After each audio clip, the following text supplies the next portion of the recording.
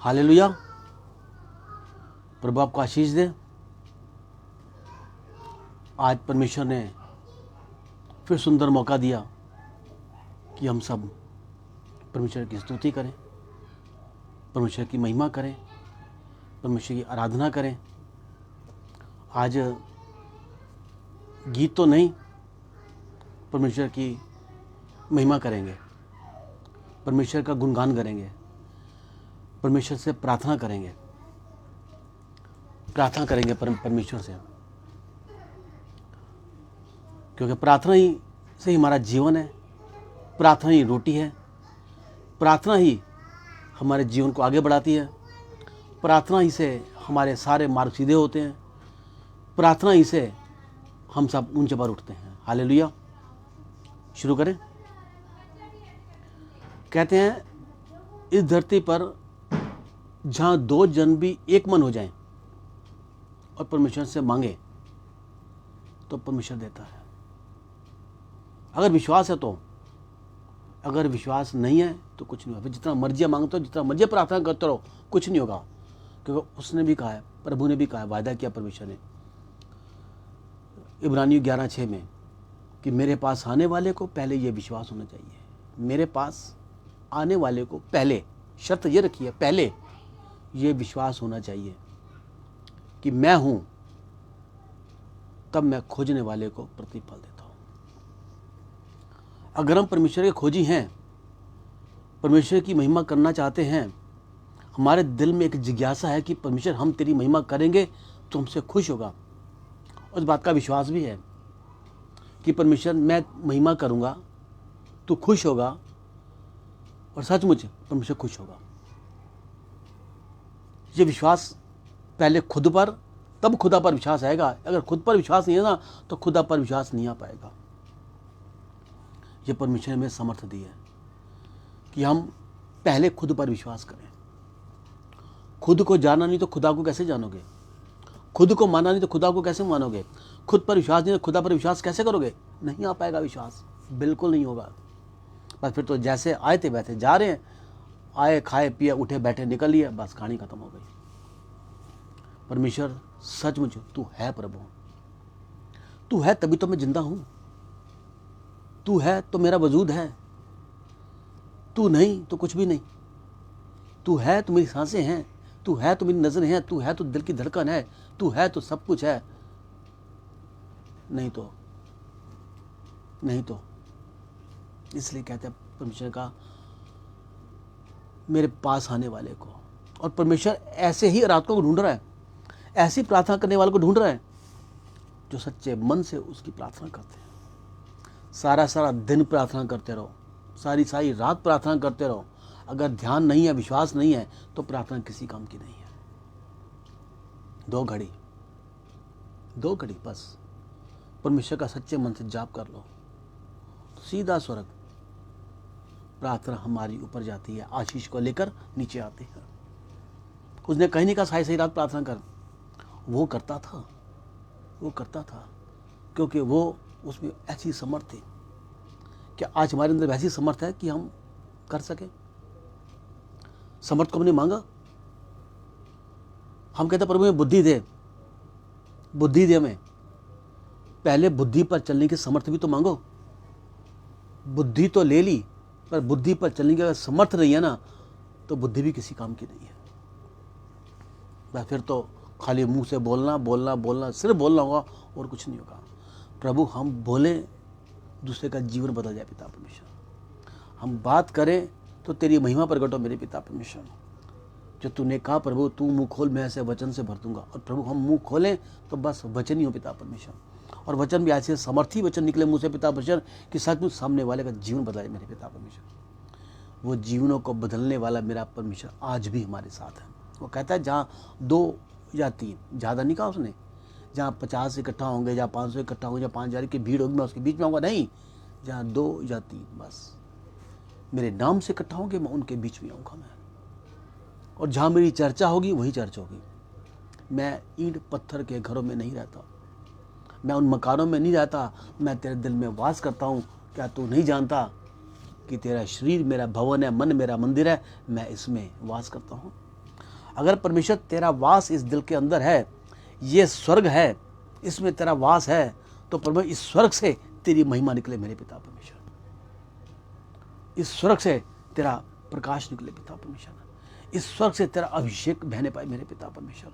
प्रभु तू दया कर। जब तक हम उससे मांगेंगे नहीं तब तक वो देगा भी नहीं। खाली प्रार्थना की बस, फिर जीवन बदलने वाला नहीं है। फिर अगर जीवन को बदलते हुए देखना चाहते हो तो परमेश्वर से मांगो, जैसा तू है वैसा मुझे भी बना, क्योंकि उसने वादा किया है। मिकाएल भजन संहिता 8:5 में है या 5:8 में लिखा है कि मैंने तुझे अपने से थोड़ा सा छोटा बनाया है ताकि महिमा और प्रताप का मुकुट मैं तेरे सर पर रखने पाऊँ। अगर आप चाहते हैं कि महिमा और प्रताप का मुकुट मेरा परमेश्वर मेरे सर पे आके रखे, तो प्रभु तेरी महिमा मुझसे और मुझ में से निकलने पाए मेरे पिता परमेश्वर, और वो महिमा को देगा। वो उसने कहा मांगो तो तुम्हें दिया जाएगा। हम मांगते नहीं, वो देता नहीं, सीधी सी बात है। बच्चा भी जब तक रोता नहीं ना, माँ उसे दूध नहीं देती। ये बच्चा एक रोने की कला को लेकर आता है ये अपने जीवन में, अपने जीवन काल में, और उसी रोने के द्वारा सबको मना लेता है। वो अपने कार्य को पूरा करता है। वो जिस दिन हमने परमेश्वर के सामने रोना सीख लिया ना, वो सचमुच कहूँ हम परमेश्वर को मनाना भी सीख लेंगे। हम परमेश्वर को मना पाएंगे, परमेश्वर को मनाना सीख लेंगे, क्योंकि हमने परमेश्वर के द्वारा हमने परमेश्वर को हमने सचमुच एक सीखा है। हमने कल मैंने सबको एक छोटी सी कविता बना के लिखी थी, बस ऐसे मन में आया, लिखने बैठा, पर मुझे लिखवाता गया।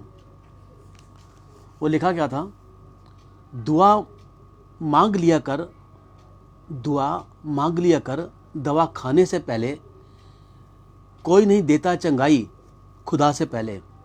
बच्चा दुनिया में सिर्फ एक हुनर को लेकर आता, वो है रोना, और उसे कुछ नहीं आता। इसी से वो सारे काम करवा लेता, अपने खुदा के सामने रोना सीख, इसी से खुदा को मनाना सीख। बेशक हमारा खुदा हमारी माँ से ज़्यादा चाहता है। जिस दिन तू खुदा के वचन को अपना नसीब बना लेगा, बाइबल को अपना मुकद्दर बना लेगा, प्रार्थना को अपनी तकदीर बना लेगा, यकीन मान ऐसा करने से पिता मुझे सबसे पहले तुझे अपना बना लेगा। हालेलुया। ये जब परमेश्वर लिखवाने को बैठता ना, तो सचमुच परमेश्वर बहुत अच्छे से लिखवाता है, और लिखवाता भी ऐसा है, खुद कहता है अगर लिखने वाले को पसंद आया ना, तो सुनने वाले को भी पसंद आएगा, सुनने वाले को पसंद आएगा, और जरूर आएगा। और जब सुनने वाले पसंद आएगा तो जिसने लिखवाया है वो सुनेगा तो उसे भी पसंद आएगा, क्योंकि वो सुनता है। सिर्फ मैंने ये देखा है, हर पल सुनता है वो, हर पल हमारे साथ रहकर सुनता है वो। कहते हैं एक चीज़ और उसे लिखवाई, हर दर्द का इलाज नहीं होता दवा खाने से, हर दर्द का इलाज नहीं होता दवा खाने से, बहुत से दर्द चले जाते हैं प्रभु की हुजूरी में आ जाने से। सर अपना झुकाने से करता है वो क्षमा, गुनाहों को मान लेने से बख्शता है वो इज्जत, आधार अपना बना लेने से। फिर भी लोग कहते हैं खुदा नहीं सुनता, सिर्फ वही सुनता है जब कोई नहीं सुनता, सिर्फ वही सुनता है जब कोई नहीं सुनता, कोई नहीं सुनता, कोई नहीं सुनता। सुनाओ अपने परमेश्वर को, बोलो अपने परमेश्वर को। परमेश्वर कहाँ से कहाँ आपको उठा देगा, आपको शिरोमणि बना देगा।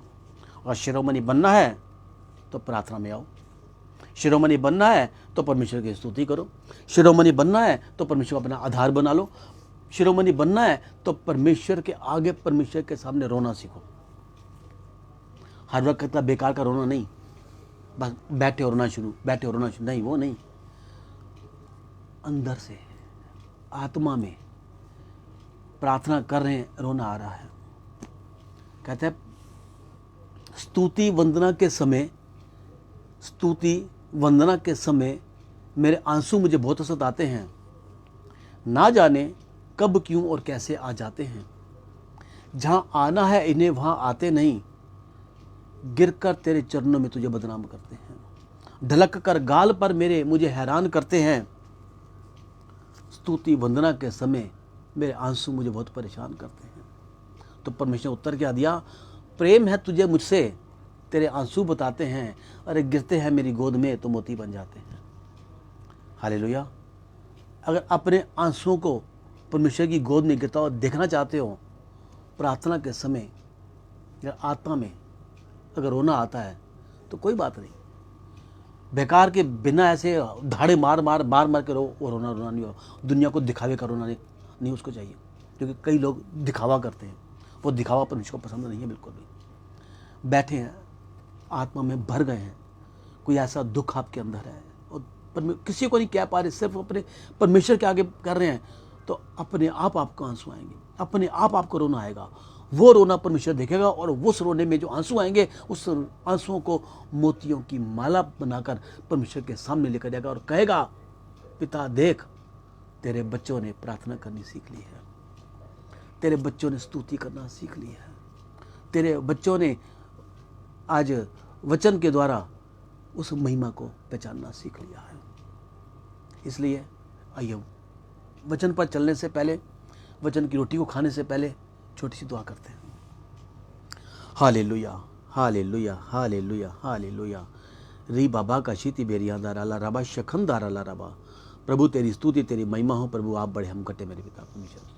सचमुच आप दयालु हैं, आप दया के सागर हैं, प्रार्थना को सुनने वाले परमेश्वर, हर पल हमारे साथ है मेरे पिता परमेश्वर। प्रभु जी आप दया करें मेरे पिता परमेश्वर। तू कहता है खोल दे, खोल दे, खोल दे, अपने हृदय को खोल दे, पूरे तरीके से खोल दे, मेरे आगे उसके खोल दे। मैं देखूंगा उसे, मैं तेरे आंसुओं को देखूंगा, मैं तेरे दिल की पुकार को सुनूंगा, तेरे अंदर जितने बंधन सारे मैं तोड़ दूंगा। मैं एक बार भी सामने खोल के तो देख, मैं तेरे लिए झरोके नहीं खोलूं तो मुझे कहना। देख, मैं तेरे लिए स्वर्गीय आशीषों को ना बिखेरूं तो मुझे कहना। मैं देता नहीं, मैं उड़ेलता हूं, मैं उड़ेलने वाला परमेश्वर हूं। तू मांग, मैं तुझे दूंगा।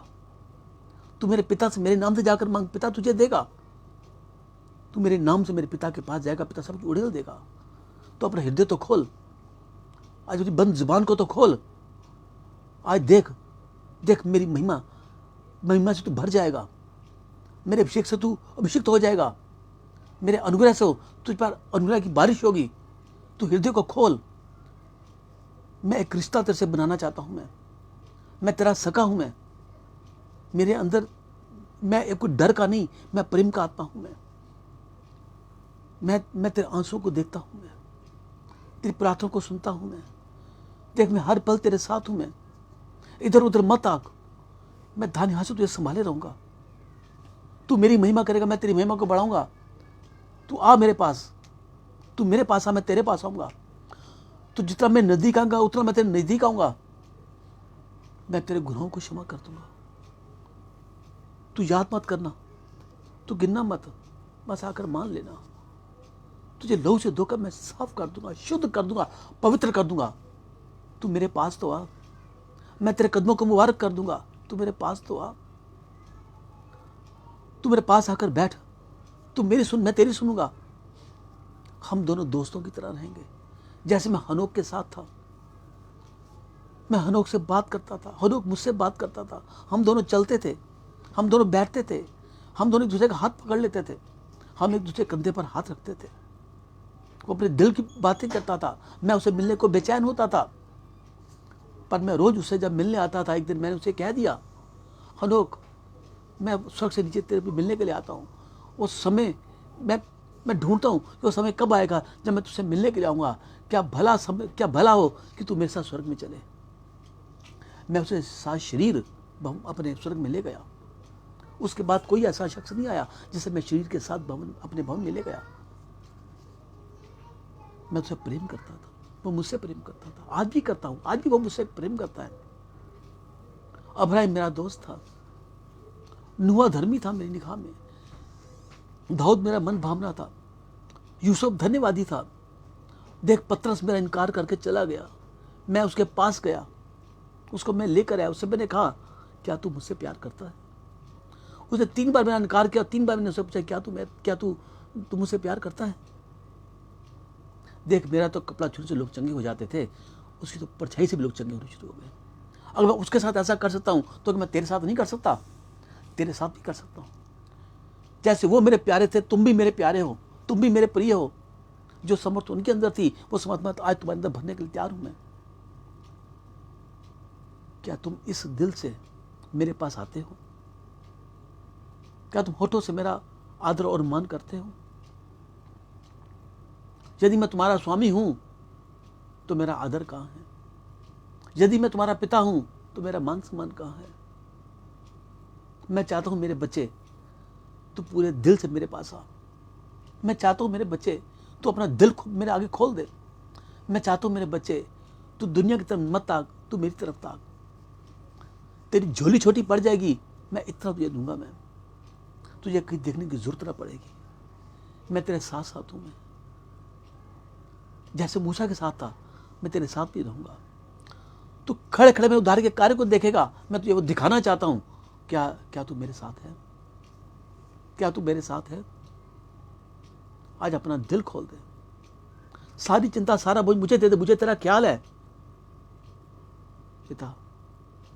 हम ऐसा नहीं कर पाए मेरे पिता परमेश्वर, नहीं कर पाए। हम उस दिल को लेकर नहीं आ पाए पिता परमेश्वर। हम अपने कदमों की तरफ मुबारक नहीं कर पाए मेरे पिता परमेश्वर। हम अपनी जुबान से वो अंगीकार नहीं कर पाए मेरे पिता परमेश्वर। प्रभु आज हम पर दया कर, कृपा कर मेरे पिता परमेश्वर।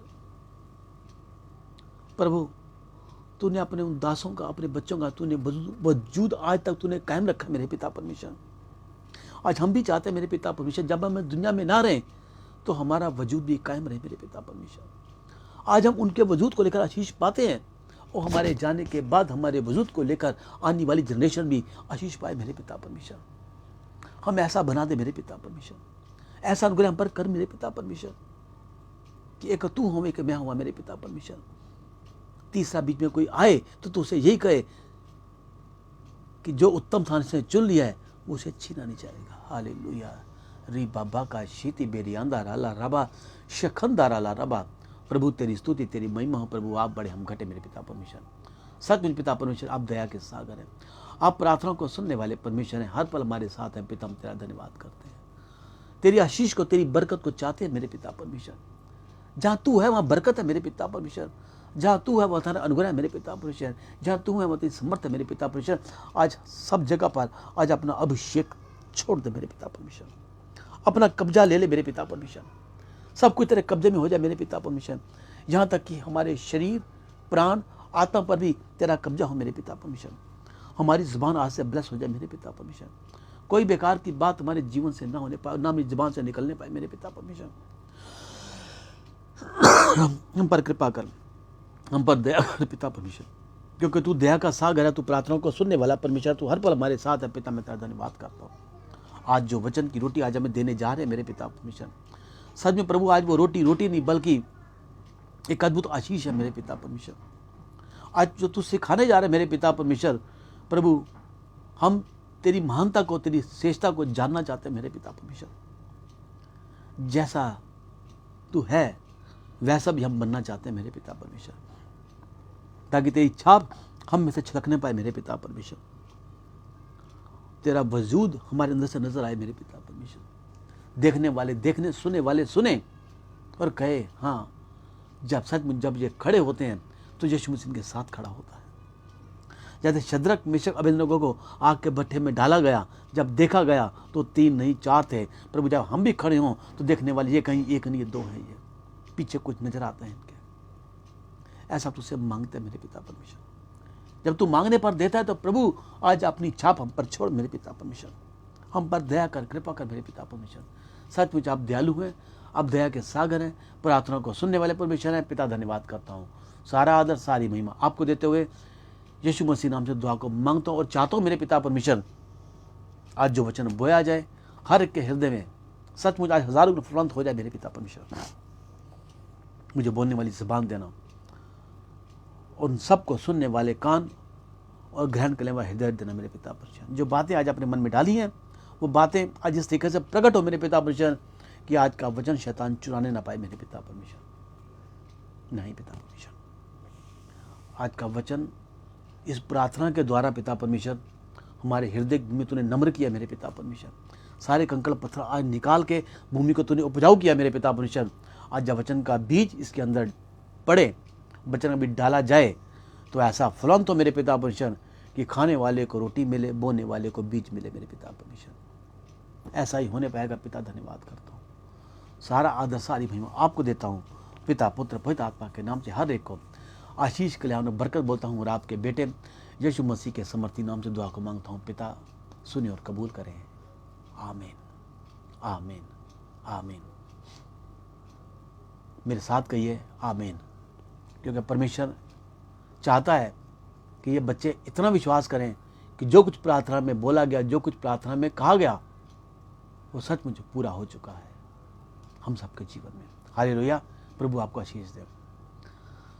हम सब यीशु मसीह को मानते हैं, यीशु मसीह की उपासना करते हैं, यीशु मसीह की स्तुति करते हैं, यीशु मसीह की आराधना करते हैं, यीशु मसीह को धन्यवाद देते हैं, यीशु मसीह के वचन पढ़ते हैं, यीशु मसीह वचन सुनते हैं, यीशु मसीह वचनों पर चलने की कोशिश करते हैं और उसके वायदे पर हम एतबार करते हैं। क्यों करते हैं? क्यों करते हैं? क्या कारण है? क्या कारण है कि क्यों पिता ने उसे श्रेष्ठ नाम दिया? क्यों पिता ने उसे श्रेष्ठ दर्जा दिया? क्यों उसे स्वर्ग के सिंहासन के दाहिनी ओर बिठाया? क्या कारण था? यीशु मसीह क्यों श्रेष्ठ हुआ?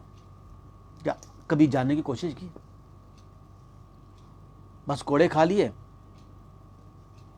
सूली पर चढ़ गया, कांटों का ताज पहन लिया, मुर्दों में चला गया, बस इतना जानते हैं हम उसको। वो श्रेष्ठ था, श्रेष्ठ है और श्रेष्ठ रहेगा।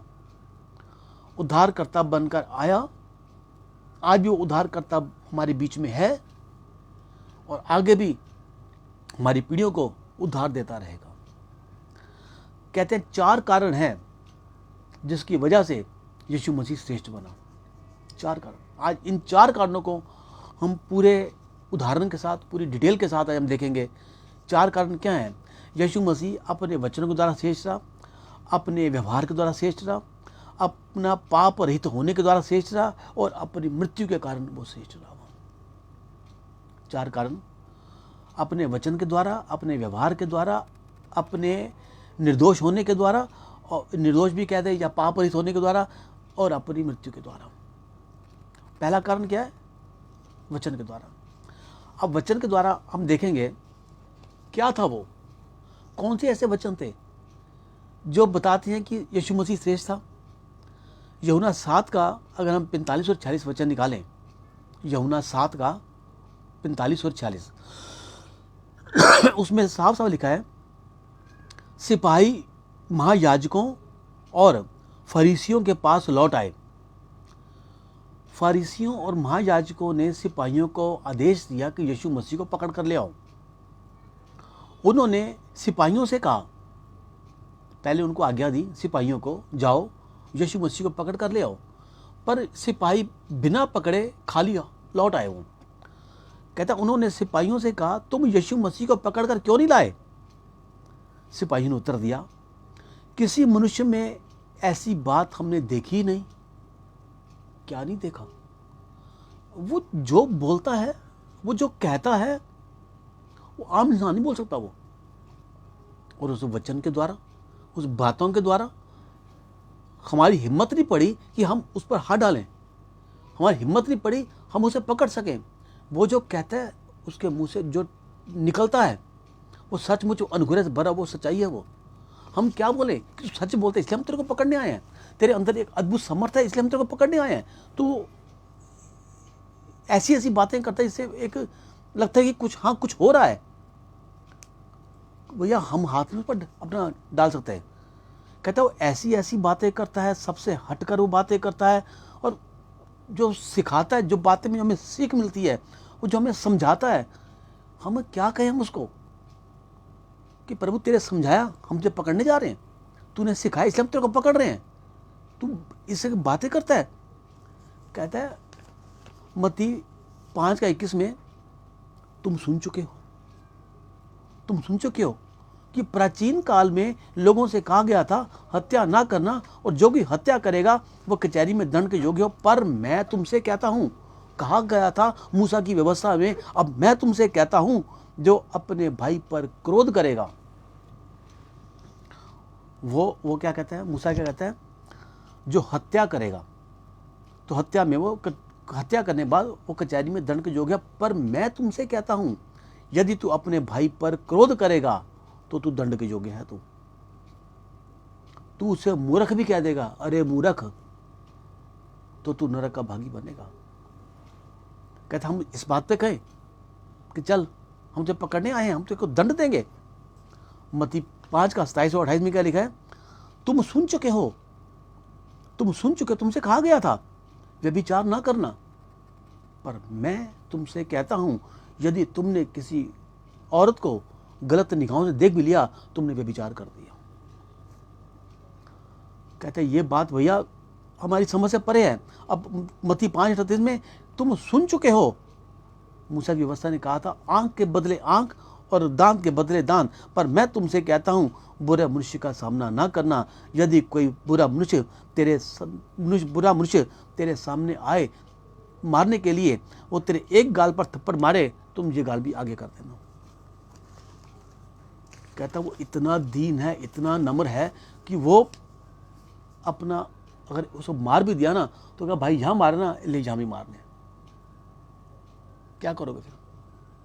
ऐसे शख्स को हम पकड़े नहीं, वो ऐसी ऐसी बातें बोलता है।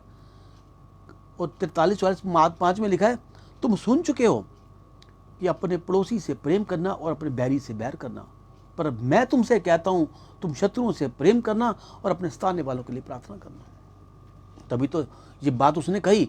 पर जब सूली पर चढ़ा, क्रूस पर चढ़ा, तो उसने पिता से क्या बोला? हे पिता, इन्हें क्षमा करना, ये नहीं जानते कि ये क्या कर रहे हैं, ये नहीं जानते ये क्या कर रहे हैं। लूका 2:47 में जो लोग यीशु की ये बातें सुन रहे थे, वो सब उसकी समझ और उसकी बातों को सुनकर बहुत चकित थे। वहां सिपाही भी खड़े थे, पकड़ने के लिए आए थे कि कुछ ही ऐसा बोले हम इसे पकड़ें। पर पकड़ें कैसे? किस तरीके से पकड़ें? ये बच्चे नहीं ऐसे बोलता है, ये बातें ऐसी करता है।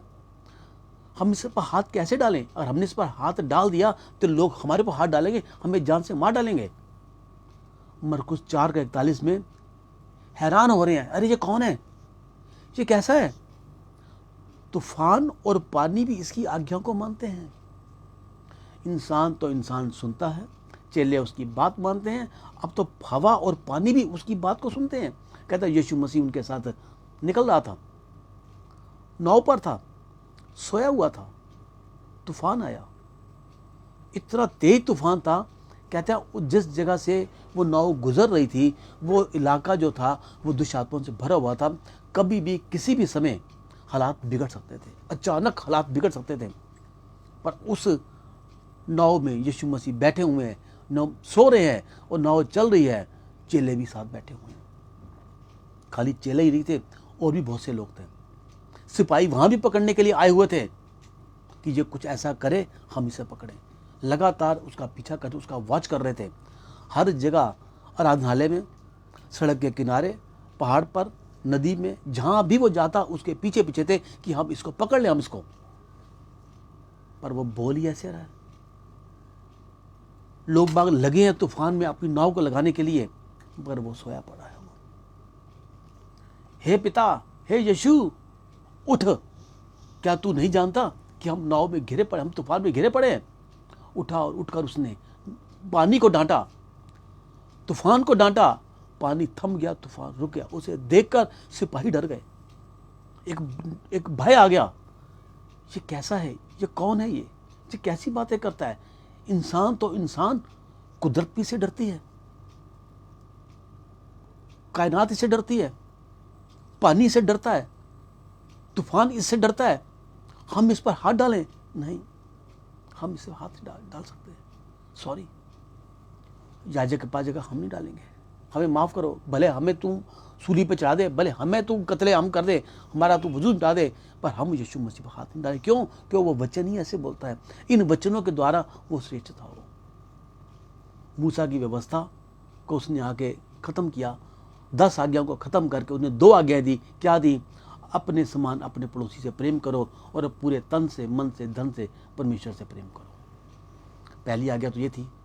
और दूसरी आज्ञा में ये नहीं कही, दूसरी, उन्होंने कहा दूसरी भी इसी के समान है, लूका में लिखा है, दूसरी भी इसी के समान है, यानी कि बराबर है दोनों।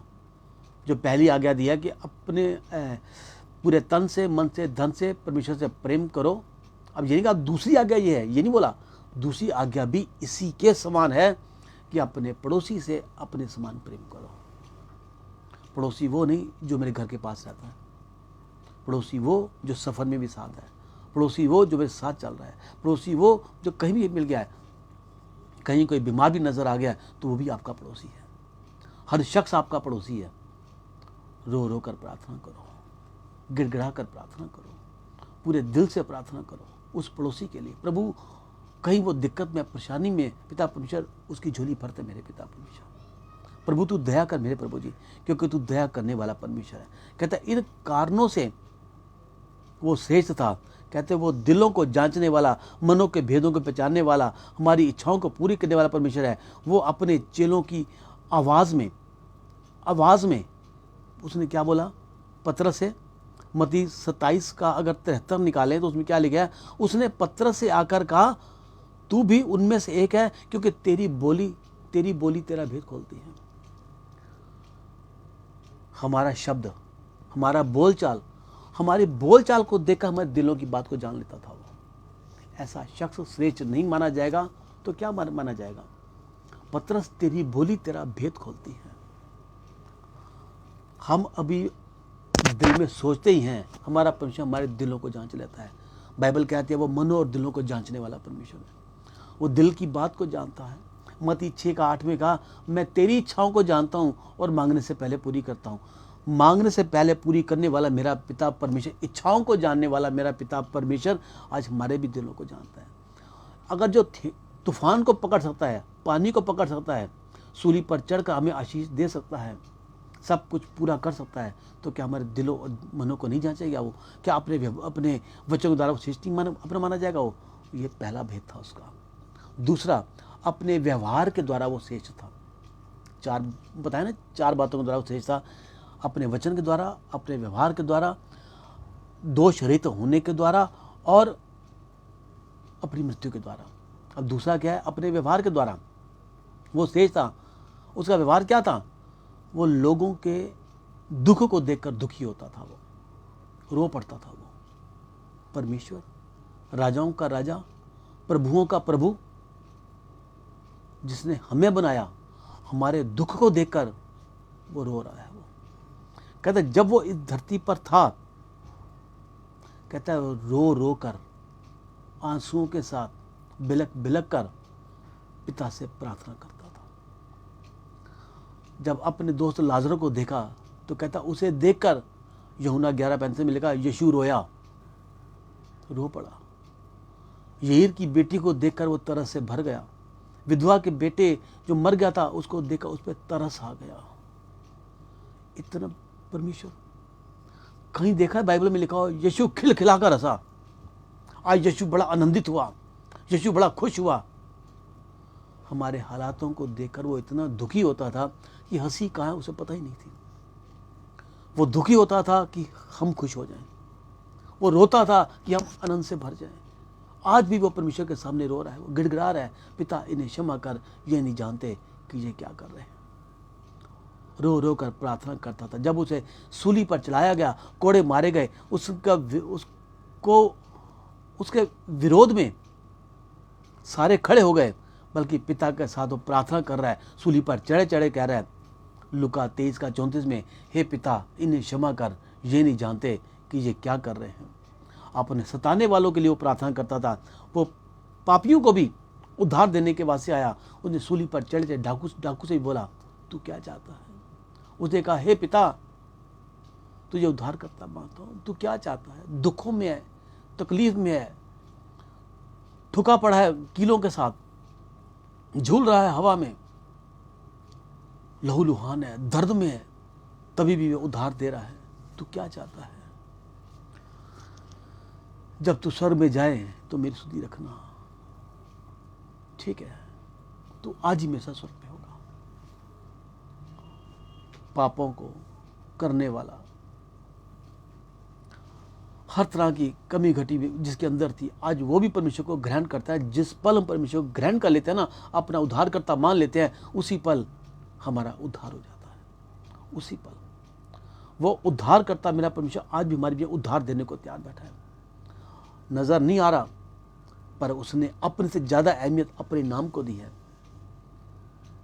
क्या बोला, जब उसका जन्म होने वाला था, तेरे परिवार में एक इमैनुअल पैदा होगा जो संग संग रहेगा, उद्धारकर्ता बनकर जीवन में आएगा, उद्धार दिलाएगा। आज हमें और आपको परमेश्वर ने उद्धार दिया। परमेश्वर क्या बोला, तुझे मैंने अपने से थोड़ा छोटा बनाया, अपना वजूद हमें दे दिया ताकि हम परमेश्वर से उद्धार पाएं और दूसरों को उद्धार दिलाएं और उद्धार का कारण बन जाए, आशीष पाएं और आशीष का कारण बन जाए, आशीष का कारण बन जाए। आशीष का कारण बनाने के लिए परमेश्वर अपने वजूद को छोड़ के आ गया। हमारे लिए वो श्रापित हो गया, हमारे लिए पिता की नजरों में घृणा का कारण बन गया। हे पिता, ये नहीं जानते कि ये क्या कर रहे हैं। अपने सताने वालों के लिए वो प्रार्थना कर रहा है, प्रभु इन्हें माफ कर दे। जो सजा दे रहे हैं उनके लिए खुद तड़प रहा है और उनकी तड़प को अपने सीने में लेकर खड़ा है, प्रभु इन्हें माफ कर दे। ये होता उसका व्यवहार। कहते हैं वो एक व्यभिचारिणी स्त्री को लोग मारने के लिए आए, लोग उसका पीछा कर रहे थे, पीछा करते उसका।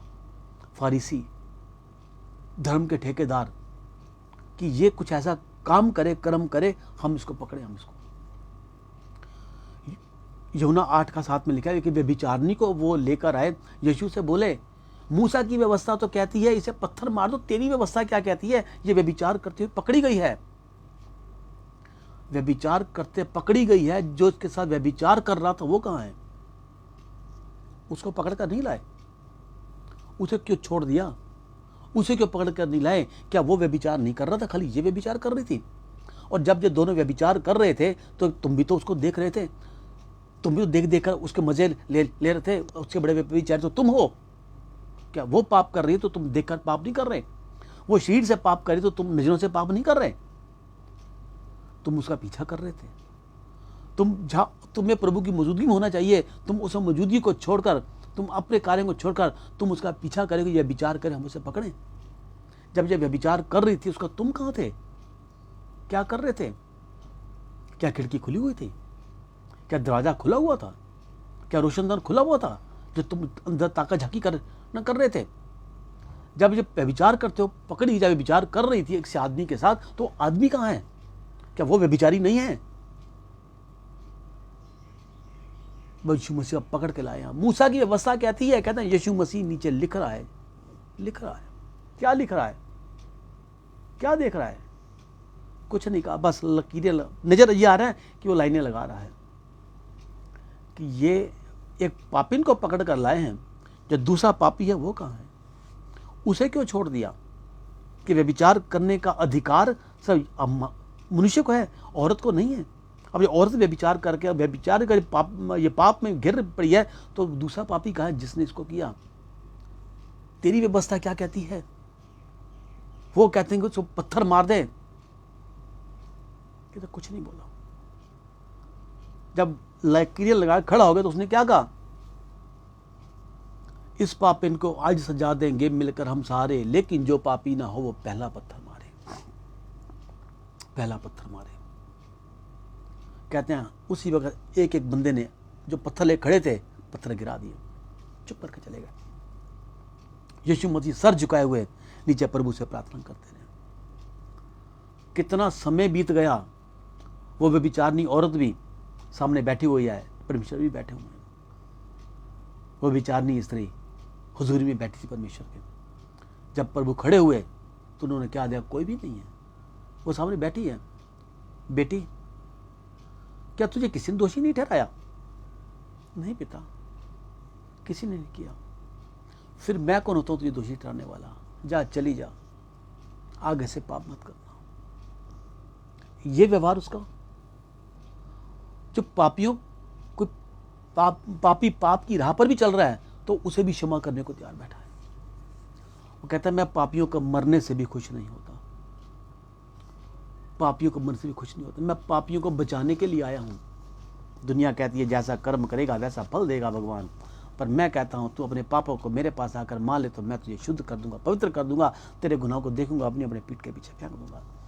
दुनिया कहती है जब जब धरती पर पाप बड़ा, पापियों को मारने के लिए अवतार आया, पर मैं पापियों को मारने के लिए, मैं तो पापियों को बचाने के वास्ते आया हूँ। मैं अरे बाबा का शीती बेरी आंदारा रबा शखमदारा रबा। अपने इस व्यवहार से वो श्रेष्ठ था, वो अपने वचन के द्वारा श्रेष्ठ था, अपने इस व्यवहार के द्वारा श्रेष्ठ था, अपने पाप रहित होने के द्वारा भी वो श्रेष्ठ था। तीसरा पॉइंट, इसे आप यूं भी कह सकते हैं वो अपने दोष रहित होने के द्वारा भी श्रेष्ठ था।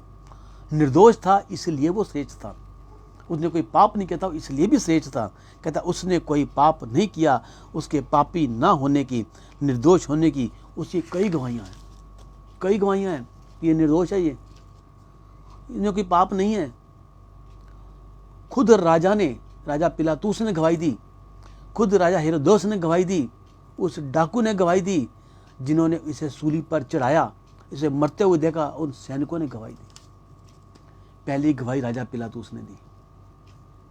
लूका 23 का 14 और 15 में, मैं इसमें कोई दोष नहीं पाता, इसने ऐसा कुछ नहीं किया कि ये मृत्यु दंड के योग्य ठहराया जाए। राजा पिलातूस कह रहा है। यूहन्ना 18 का 38 में लिखा है, पिलातूस ने कहा इसमें कोई दोष नहीं है। मत्ती 27 का 24 में कहा, राजा पिलातूस ने पानी लेकर भीड़ के सामने अपने हाथ धोए और कहा, मैं इस धर्मी के लहू से मैं निर्दोष हूं। मैं ये धर्मी है। ये कल को तुमने कहा कि राजा की आज्ञा थी इसे सूली पर चढ़ा दो, मैं इसके लहू से निर्दोष हूं। मैंने हाथ धो दिए, अब जो इसका लेखा जोखा तुम्हारे सर आएगा, मेरे सर नहीं आएगा। ये बंदा निर्दोष है। ये राजा पिलातूस ने आगे चलकर लूका में राजा हेरोदेस के पास जब उसे ले गए तो राजा हेरोदेस ने उसे क्या पूछा, क्या तू राजा है? मेरा राज्य यहाँ का नहीं, मेरा राज्य वहां का है। अरे सुना तू बड़े चिन्ह और चमत्कार करता है, यहां भी कुछ चमत्कार करके दिखा। चुप। तू राजा है? चुप। मुझे चमत्कार नहीं दिखाएगा? चुप। अरे ये कोई पागल है, ये दोषी नहीं है, इसने कोई पाप नहीं किया। पिलातूस को बोलो इसे माफ कर दे, मैं इसे माफ करता हूं। मैं ये कोई पापी नहीं है, ये तो निर्दोष है। ये तो राजा ने उसने कहा कुछ चमत्कार तो करके दिखा। मगर सबसे बड़ा चमत्कार क्या हुआ? कहते हैं राजा हेरोदेस और पिलातूस के बीच में कई सदियों से, कई पीढ़ियों से दुश्मनी चलती आ रही थी। पर जब पिलातूस के राज्य से निकलकर हेरोदेस के राज्य में यीशु मसीह आया, इसके कदम पड़ते ही दोनों राज्यों में दोस्ती हो गई, दुश्मनी खत्म हो गई। जहाँ यीशु मसीह के पांव पड़ जाते हैं ना, वहाँ अशांति भंग हो जाती है, दुष्टता चली जाती है, अंधकार निकल जाता है, उजाला आ जाता है, दुश्मनी दोस्ती में बदल जाती है। हालेलुया। उसने कहा, गवाही दी हेरोदेस ने, ये कोई पापी नहीं है। ये गवाही दी रोमी सरदार ने, उस सेना नायक ने। मत्ती 27 का 54 में, तब सेना नायक और उसके सैनिक जो यीशु मसीह का पहरा दे रहे थे, जब उसकी मृत्यु हुई बड़ा भूकंप आ गया, कब्रें तड़क गई, पर्दा फट गया। यह देखकर सारे अत्यंत डर गए और उन्होंने यह समाचार दिया, यह परमेश्वर का पुत्र है, यह परमेश्वर का पुत्र है। मरकुस 15 का 39 में, एक सेना नायक जो यीशु के क्रूस के सामने खड़ा था, जब उसने यीशु मसीह को इस तरह चिल्लाकर प्राण छोड़ते हुए देखा, उसने कहा सचमुच यह मनुष्य परमेश्वर का पुत्र था। यह कोई पापी नहीं था, यह परमेश्वर का पुत्र था। लूका 23 का 47 में, सेना नायक ये जो सब हो रहा था उसे देखकर उसकी स्तुति करने लगा और कहने लगा, निश्चय ये मनुष्य धर्मी मनुष्य है। गवाहियां दे रहे हैं, उसके निर्दोष नहीं, गवाहियां दे रहे हैं। राजा ने गवाही दी, सेना नायक ने गवाही दी, सैनिकों तक ने गवाही दी, क्योंकि जब उन्होंने देखा कि मृत्यु के बाद क्या कुछ हो रहा है। आज तक हमने कितनों को क्रूस पर चढ़ाया, कितनों को सूली पर चढ़ाया, मगर ऐसी विडंबना नहीं आई। पर जैसे ही इसने कहा, हे पिता, मैं अपनी आत्मा तुझे सौंपता हूँ, अब सब कुछ पूरा हुआ, सिर नीचे जैसे ही फेंका, कहता उसी उसी पल कहता है बिजली कड़कने लगी। उसी पर मंदिर का पर्दा इतने जब फटा, इतनी तेज आवाज़ हुई फटने की, जब कपड़ा फटने की इतनी आवाज़ नहीं आती, ऊपर से नीचे परमेश्वर पर्दे को फाड़ दिया। उसकी आवाज़ से कहते हैं कब्रें कब्रें तड़क गई। कहते हैं कई आत्माएं जो कब्र में थी धर्मी लोगों की, वो नगर में घूमने लगी, आत्माएं घूमने लगी। बवंडर आ गया, भूचाल आ गया, आंधी और तूफान आ गए। कहता है दिन का समय रात में बदल गया। कहता है ऐसा तूफान ना कभी आया था और ना कभी आएगा कभी। ऐसी मृत्यु ना कभी हुई थी और ना आज का होगी कभी। ऐसा लेन देन कभी ना हुआ था ना होगा कभी। वो निर्दोष गवाहियां दी लोगों ने जाके, उसके वचन को सुन के, उसके व्यवहार को देखकर, उसके इस निर्दोष होने के द्वारा गवाही दी। गवाही दी डाकू ने, राजा ने गवाही दी, सेना नायक ने गवाही दी, सेना ने गवाही दी और डाकू ने गवाही दी। लुका 23 का 41, 42, 43 अगर पढ़े, उसमें क्या लिखा है? हम तो न्याय के अनुसार दंड पा रहे हैं क्योंकि हम लोग अपने कामों का ठीक ठीक फल पा रहे हैं, पर इन्होंने कोई अनुचित काम नहीं किया। तब उसने यीशु से कहा, यीशु अपने राज्य में जब तू जाए तो मेरी सुधि रखना। यीशु ने उससे कहा, मैं तुझसे सच सच कहता हूँ, आज ही तू मेरे साथ स्वर्ग में होगा। जो मरते मरते मरते मरते उद्धार दे रहा है। गवाही उसके चेले ने दी, यहूदा ने, जिसने उसे पकड़वाया था। मत्ती 27 का 4 में यहूदा ने फरीसियों और सदूकियों के पास जाकर, धर्म शास्त्रियों के पास जाकर क्या बोला? उसने कहा, मैंने निर्दोष व्यक्ति के वध के लिए पकड़वा दिया है। यीशु के पीछे चलकर हमारे गुनाह कम और कम हो जाए। अगर मैं ऐसा करता तो आज मैं गुनाहगार ना होता। मैं सचमुच मैंने बहुत पाप किया है, उसको छोड़ दो। ये जो मैंने 30 मुद्राओं में मैंने इसे बेचा था, मैं मुद्राएं तुम्हें वापस करता हूं। पर उन्होंने कहा, अब चला जा तू। अब वो वापस नहीं होगा। वो कहते हैं उस 30 मुद्राओं से उन फारिसियों ने उसका इस्तेमाल नहीं किया, बल्कि एक खेत ले लिया, खेत मोल लिया। आज भी उस खेत का नाम क्या है? लहू का खेत। आज भी इजराइल देश में वो खेत पाया जाता है जिसका नाम है लहू का खेत।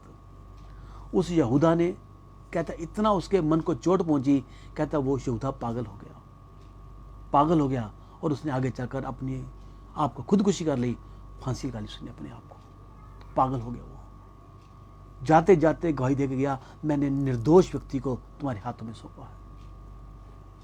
यह उसका चरित्र। उसका चौथा है, यीशु अपनी मृत्यु के कारण श्रेष्ठ था।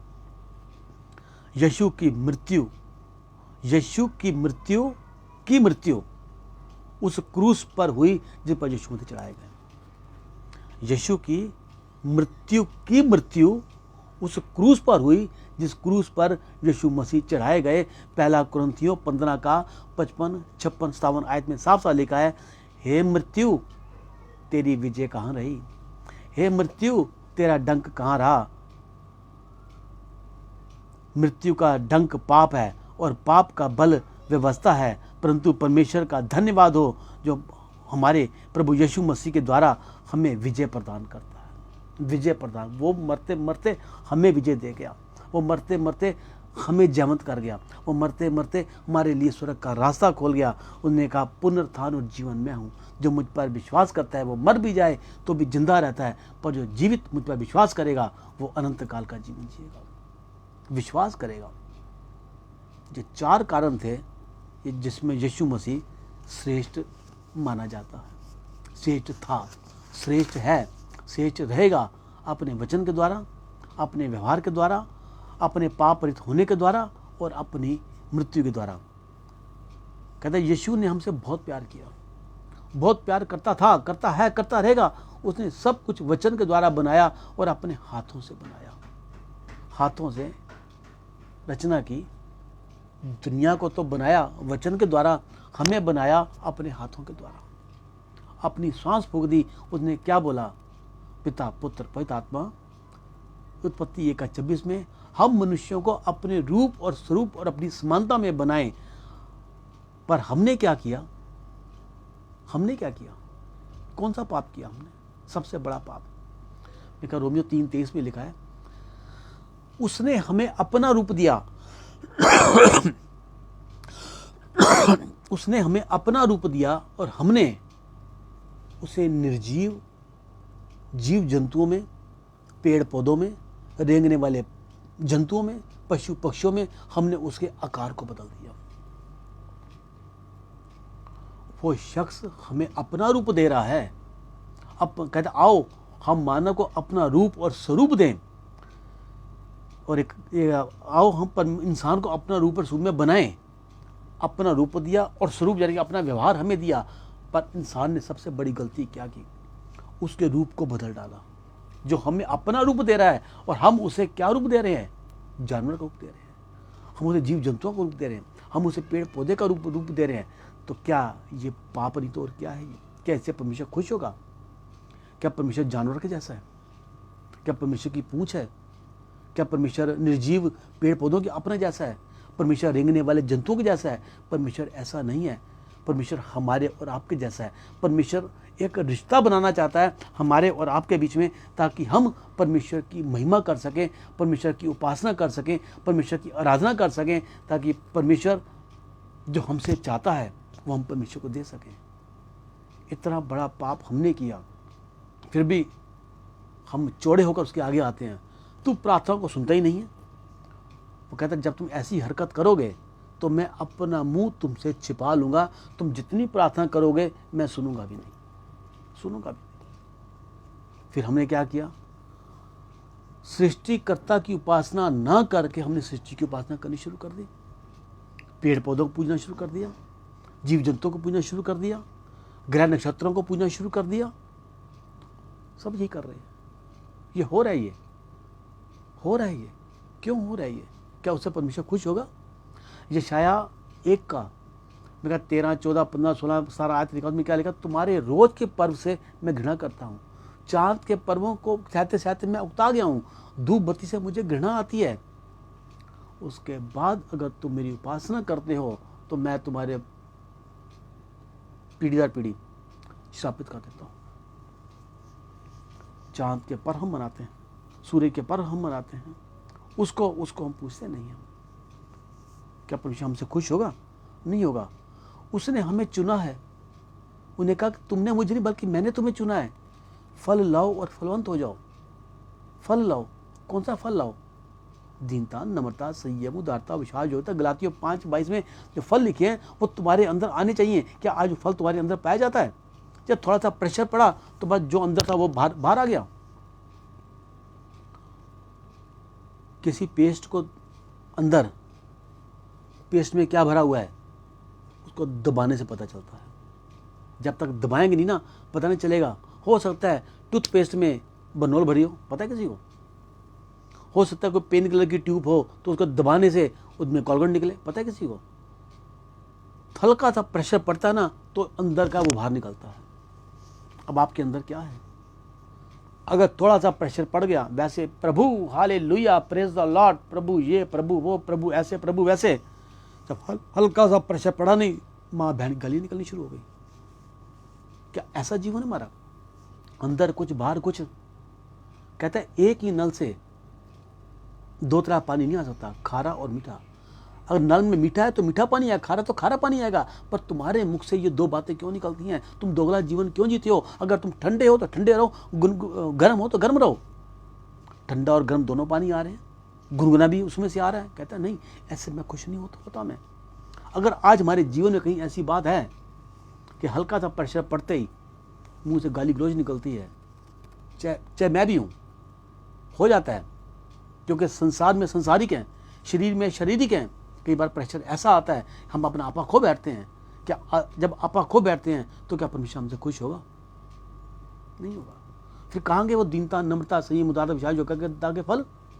क्या परमेश्वर यीशु मसीह ऐसा था कि कितना उस पर प्रेशर पड़ा, कितना उस पर ताड़ना पड़ी? क्या उसने कभी गुस्सा दिखाया? क्या उसने कभी कुछ ऐसी बात बोली, गाली गलौज की? वो कहता वो तो गाली के बदले गाली भी नहीं देता था। एक गाल पर थप्पड़ मार, दूसरा वही इस पर मार ले, चल तू खुश हो ले। क्या आज हम कभी ऐसा करते हैं? मैंने एक नाटक देखा था, उसमें क्या कहते हैं, यीशु ने प्रभु ने कहा है कि एक गाल पर थप्पड़ मारे तो दूसरा गाल कर दे, और दूसरे गाल पर थप्पड़ मारे तो तीसरा गाल, कहता वो तेरा होगा। फिर नहीं। फिर क्या क्या हुआ? पहले तो उन्हें थप्पड़ मारा, तुम दीनता में आ गए, तुम दूसरा गाल आगे कर दिया। कहते अब तूने दूसरा मारना, अब तीसरा गाल तेरा होगा। ये कोई वो लॉजिक नहीं है ये। फिर कहाँ की दीनता, कहाँ की नम्रता, कहाँ गया यीशु का व्यवहार? क्या हमारे अंदर यीशु का व्यवहार आया? वो नहीं आया, वो बिल्कुल नहीं आया। वो तो बस हम तो सुनकर चले गए। हर संडे आए, उसने प्रेज लॉर्ड किया, बस कहानी खत्म। हमारे एक पास्टर ने कहा था, कहता संडे को तो हम बहुत धर्मी होते हैं, बहुत धर्मी होते हैं हम। सुबह ही हमारे अंदर धर्म घुस जाता है, हम धर्मी हो जाते हैं। Hallelujah, praise Lord. बहन भाई, उस दिन पूरे धर्मी रहते हैं, वचन सुन के धर्मी रहते हैं। मंडे को थोड़े कम हो जाते हैं, मंगलवार को थोड़े और कम हो जाते हैं, बुधवार को, वीरवार तक हम यहाँ तक कम हो जाते हैं, शुक्रवार को तो बस अपना आपा बस लेवल तक आ जाता है, शनिवार को तो बिल्कुल आपा खो बैठते हैं, संडे को फिर धर्मी हो जाते हैं। यही चलता रहता है। जैसे वो लास्टिक होता ना, खींचा फिर इकट्ठा, फिर खींचा फिर इकट्ठा। हमें वो लास्टिक की तरह नहीं बनना। हमें जब प्रभु ने कहा है कि मेरा वजूद तेरे अंदर है, मेरी छाप तेरे अंदर है, क्या तू नहीं जानता तेरा शरीर मेरा भवन है, मन मेरा मंदिर है, मैं तुम्हें वास करता हूँ। अगर उसका वास इस भवन के अंदर है, इसके अंदर है, तो क्या वो खींचातानी चलेगी? नहीं चलेगी। उस खींचातानी में फिर बीच में शैतान आ जाएगा, जो उस खींचातानी को ऐसा तोड़ देगा ना, तो वहाँ परमेश्वर का नहीं, शैतान का वास होगा। फिर ना वो व्यवहार छलकेगा, ना वो यीशु मसीह के वचन आएंगे, ना वो कुछ आएंगे। वो कहता तूने मुझे नहीं बल्कि मैंने तुझे चुना है। अगर चुना है तो परमेश्वर कुछ देकर चुना है ना आपको, कुछ देकर चुना है ना आपको। पहला पतरस 2:9 में परमेश्वर ने कहा तू चुना हुआ वंशज है, तू राज पदाधिकारी है, तू निज प्रजा है, तू पवित्र है और तू याजकों का समाज है, इसलिए तेरे को मैंने चुना। दुनिया ने नहीं देखा पर मैंने तेरे अंदर देखा है, इसलिए तेरे को चुनकर आगे लाए हुए हैं। जब चुने हुए हैं तो फिर दोहरा जीवन नहीं। क्या हमारे जीवन से किसी को आशीष मिली? क्या हमारे व्यवहार से किसी को आशीष मिली? क्या हमारे बात करने से किसी का जीवन बदला? क्या किसी ने उद्धार पाया? कि जहाँ पास खाली यूं ही आए और यूं ही चले गए? नहीं। परमेश्वर, अगर तूने मुझे चुना है ना, तो चुना हुआ नजर आने पाओ मेरे पिता परमेश्वर, तेरी छाप मुझ में छिड़कने पाए मेरे पिता परमेश्वर। प्रभु तू दया कर, कृपा कर मेरे पिता परमेश्वर। प्रभु हमारा जीवन को बदलने वाला परमेश्वर है, हालातों को बदलने वाला परमेश्वर है, मृत्यु को जीवन में बदलने वाला परमेश्वर। माहौल कैसा भी हो, बिगड़े माहौल को भी संवारने वाला परमेश्वर है। कहता जब पहला चमत्कार परमेश्वर ने किया, जिस जगह परमेश्वर गए, एक शादी में, कहते हैं वहां माहौल बिगड़ गया था। क्या बिगड़ा था? वहां का शरबत खत्म हो गया था, बराती आने वाले थे, बारात अभी तक आई नहीं थी, पर वहां का दाखरस खत्म हो गया। लोगों ने इतना पी लिया कि बिल्कुल खत्म हो गया। लोगों ने कहा अब क्या होगा? यीशु ने कहा जाओ, बाहर 6 घड़े पड़े हैं, उनको पानी से भर दो। पानी से भरा गया, अब इनको अंदर ले आओ। अंदर लाया गया, और जब तक अंदर लाया गया, अंदर लाते रसोई घर तक पहुंचते वो पानी दाखरस बन चुका था। 3 चमत्कार हुए पानी को बाहर से अंदर लाने में, किसी ने नहीं देखा। क्या चमत्कार हुए? हाँ, ये नजर आया कि पानी दाखरस बन गया है। उसके बीच में क्या हुआ? पानी का रंग बदल गया, पहला चमत्कार। पानी का स्वाद बदल गया, चमत्कार दूसरा। पानी की कीमत बढ़ गई, तीसरा चमत्कार। आज हमारे जीवन में भी कहीं ऐसी बात है, परमेश्वर आपके रंगत को बदलना चाहता है, परमेश्वर आपके अंदर अपना स्वाद डालना चाहता है, और परमेश्वर दूसरों के आगे आप कीमत को बढ़ाना चाहता है। यह है मेरा परमेश्वर, बदलने वाला, वजूद को बदलने वाला, हालात को बदलने वाला, और हमारे वजूद को बढ़ाने वाला। क्या आज हम इस लायक हैं? जांचिए अपने आप को। वो श्रेष्ठ है। अभी बता ना कि यीशु मसीह क्यों श्रेष्ठ है। 4 कारण से श्रेष्ठ है, और अब 3 कारणों से हमें श्रेष्ठ बनाना चाहता है। अपना स्वाद हमारे अंदर डालना चाहता है, हमारी रंगत को बदलना चाहता है, हमारे व्यवहार को बदलना चाहता है, और साथ में हमारी कीमत को बढ़ाना चाहता है। कौन कौन तैयार है कि प्रभु मेरा रंगत बदल जाए? मेरे रंगत नहीं कि आप गोरे हो तो काले हो जाओगे, काले हो तो गोरे हो जाओगे, वो नहीं।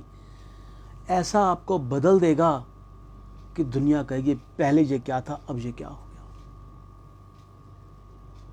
आपके स्वाद को, आपके बोलने को, आपके उठने बैठने को, आपके रवैये को बदल देगा और लोगों के बीच में आपके मान सम्मान इज्जत को बढ़ा देगा, शिरोमणि बना देगा आपको दुनिया की निगाह में और अपनी निगाह में। वो चमत्कार परमेश्वर ने वहां करके दिखाया और आज हमारे और आपके जीवन में करना चाहता है। क्या आप चाहते हैं कि परमेश्वर चमत्कार करे? परेशानी का माहौल था, आज दुनिया भी परेशान है, हम भी कभी परेशान होते हैं। परेशानी का माहौल था वहां उस परेशानी के माहौल को उसने खुशियों में बदल दिया, आनंद में बदल दिया।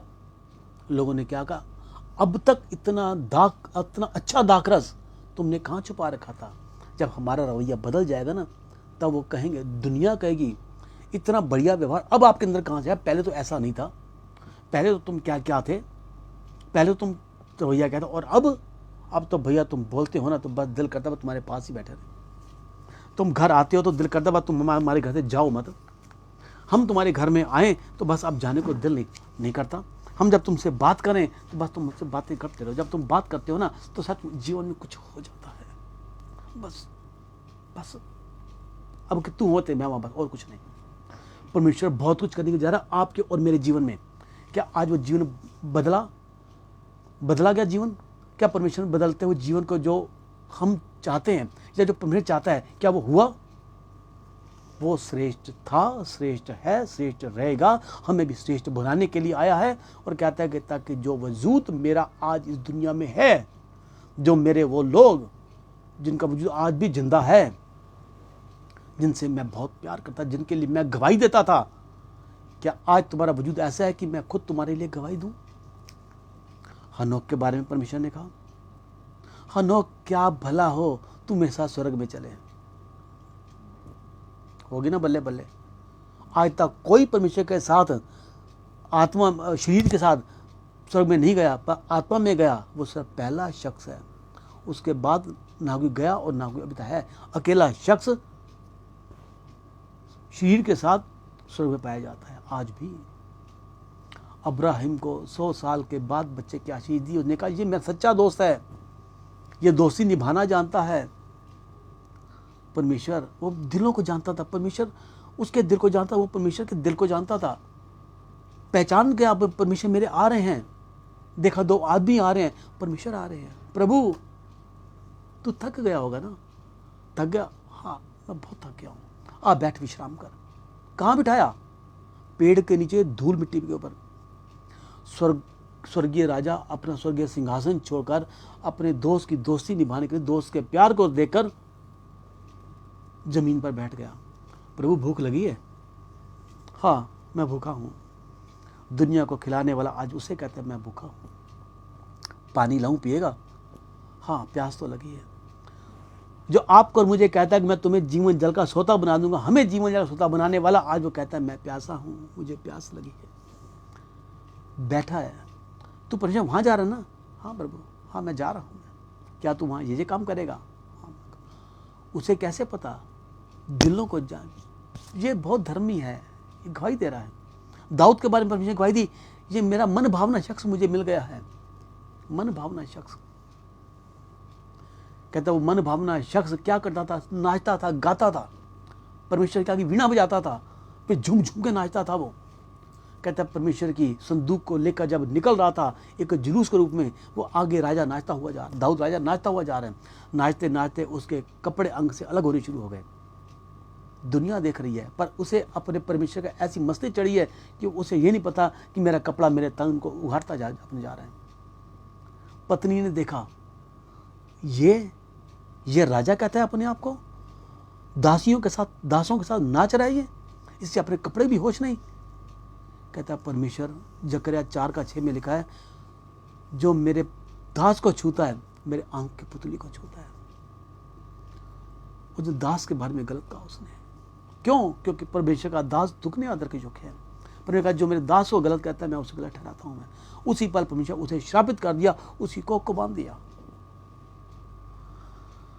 दोस्ती निभाने वाला मेरा परमेश्वर। यूसुफ जो हर बात में धन्यवादी था, हर बात में कुछ भी हो जाए धन्यवाद। गिर गया, परमेश्वर धन्यवाद। नीचे आ गया, परमेश्वर धन्यवाद। आज मैं गिर गया, कल तू उठाएगा, धन्यवाद। आज मैं नीचे आ गया, तू ऊंचे वाला ले जाएगा, धन्यवाद। भाइयों के बीच में घृणा का कारण बन गया, भाइयों ने उसे लेकर गड्ढे में डाल दिया, पिता धन्यवाद। आज मेरे भाइयों ने जो मेरे गिराया है प्रभु, एक दिन वो मेरे आगे आगे गिरेंगे, आगे, धन्यवाद पिता परमेश्वर, तू ऐसा करेगा, धन्यवाद पिता परमेश्वर। कोई शक नहीं किया मन में, कोई वो कुड़कुड़ाहट, कोई बुरबाटी मन में लाया, परमेश्वर तेरा धन्यवाद। वो धन्यवाद धन्यवाद धन्यवाद करता करता जा रहा है। वो व्यापारी आए, उन्होंने उठाया, धन्यवाद पिता, मेरे भाइयों ने गिराया पर बिगानों ने उठाया, धन्यवाद पिता परमेश्वर। आज दुनिया में ऐसा ही होता है, अपने गिराते हैं, बिगाने उठाते हैं।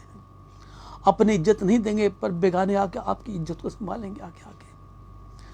दुखी आपके घर वाले आपसे होंगे, बेगाने दुखी नहीं होंगे, क्योंकि बेगानों को आपसे कोई मतलब नहीं है। यूज करेंगे आपको, और कोई मतलब नहीं उनको। जब तक आप यूज होगे तब तक वो यूज करेंगे, उसके बाद आपको कचरे की तरह फेंक देगा। पर मेरा परमेश्वर बेगानों से भी अपने जैसा व्यवहार करता है। दुनिया हमें छोड़ देगी, हमें अपने घर वाले हमें छोड़ देंगे। जब ये सांस निकल जाएगी उसका 4 घंटे भी रखेंगे, कहेंगे हमें इसमें से बदबू आती है।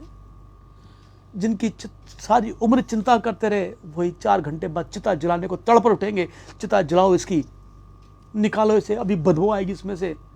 पर वो मेरा परमेश्वर सखों का सखा, राजाओं का राजा, उसे हमसे बदबू नहीं आती, उसे हमसे दोस्ती की खुशबू आती है, खुशबू आती है। वो कहते हैं तुझ में से अभी भी खुशबू आती है, मैं अपनी खुशबू तुझ में डालता हूँ ताकि तू दुनिया को महकाने पाए। ऐसा मेरा परमेश्वर, ऐसा मेरा राजाओं का राजा, ऐसा मेरा दोस्त, ऐसा सकापा निभाने वाला, ऐसा रिश्तेदारी निभाने वाला मेरा परमेश्वर आज भी हमारे और आपके बीच में बैठा है।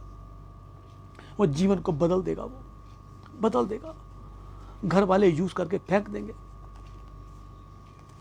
घर वाले चिता जलाने को तैयार हो जाएंगे, पर मेरा परमेश्वर वहां भी आपकी रक्षा करेगा। हर पल, हर घड़ी,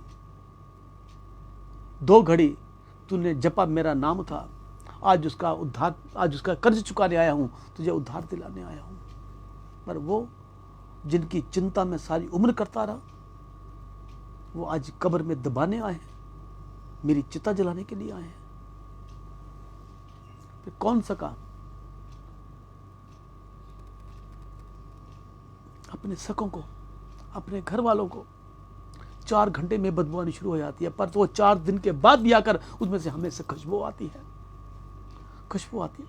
हमें महकाना चाहता है वो, पर हम उधर ना देकर हम दुनिया की तरफ देखते हैं, जो दुनिया बदबू से भरी पड़ी है। चाहे कोई हो, सब दुनिया में आते हैं। जब तक इस्तेमाल होगे आपका इस्तेमाल करेंगे, जब तक यूज होगे आपका यूज करेंगे। उसके बाद जैसे पान की थूक फेंकते हैं ना, वैसे फेंक देंगे, दूध में से मक्खी की तरह निकाल कर निचोड़ कर फेंक देंगे, देखेंगे भी नहीं। पर मेरा परमेश्वर, उसने वादा क्या किया, मैं दर्द को घूरे में से और कंगाल को मिट्टी में से उठाता हूँ, ताकि अब प्रधानों के संग उठा सकूँ, बैठा सकूँ और उसे शिरोमणि बना सकूँ। शिरोमणि बनाने वाला मेरा परमेश्वर वो श्रेष्ठ है, हमें भी श्रेष्ठ करने के लिए वो जा रहा है। वो हमारे जीवन में जैसे पानी को दाखरस बनाता है, हमारे बिगड़े हुए जीवन को वो संवारने को तैयार बैठा है, हमारी कीमत को बढ़ाने के लिए तैयार बैठा है, हमारे अंदर अपना स्वाद डालने को तैयार बैठा है और हमारे वजूद को बदलने के लिए तैयार बैठा है। अब फैसला हमारे हाथ में है।